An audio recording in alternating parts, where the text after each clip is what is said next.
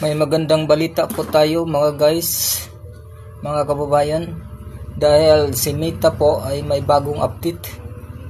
Sabi ni Meta, kailangan natin nga mag-focus sa ating content dahil maganda ang ibigay niyang pasahod sa ating content. Yan guys, kailangan concentrate tayo sa ating content. Kailangan dapat mag-focus tayo sa content. Sa mga hindi pa po na monetize dyan, huwag lang kayo maging negative. Tuloy-tuloy lang po kayo. Darating ding araw na ma-monetize kayo guys. Think positive lang po. Kailangan masipag kayo gumawa ng content, masipag mag-upload ng mga video. Think positive lang po tayo mga guys, laban lang. Kasi alam mo naman dito, lalo na tayong mga baguhan pa, ay talagang mahirap pa po sa umpisa. Ganun talaga guys, sa umpisa ay napakahirap pa po. Mahirap pa po kumuha ng mga followers kasi wala pang ganong mamansin sa atin.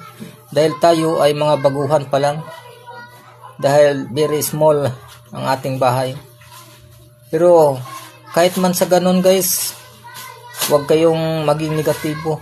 Dahil sa ngadto guys, darating ding araw nga ma-monetize tayo.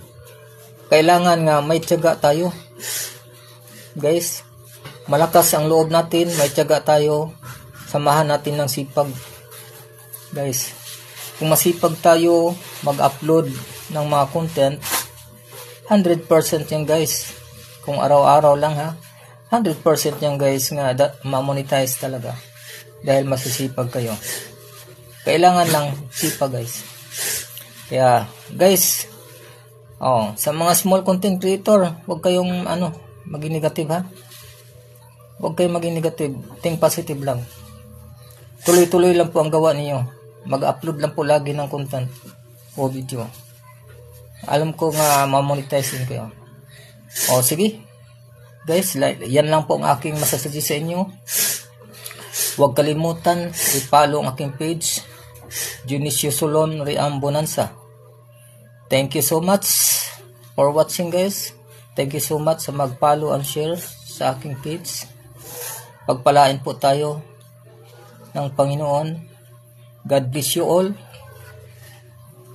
Bye bye.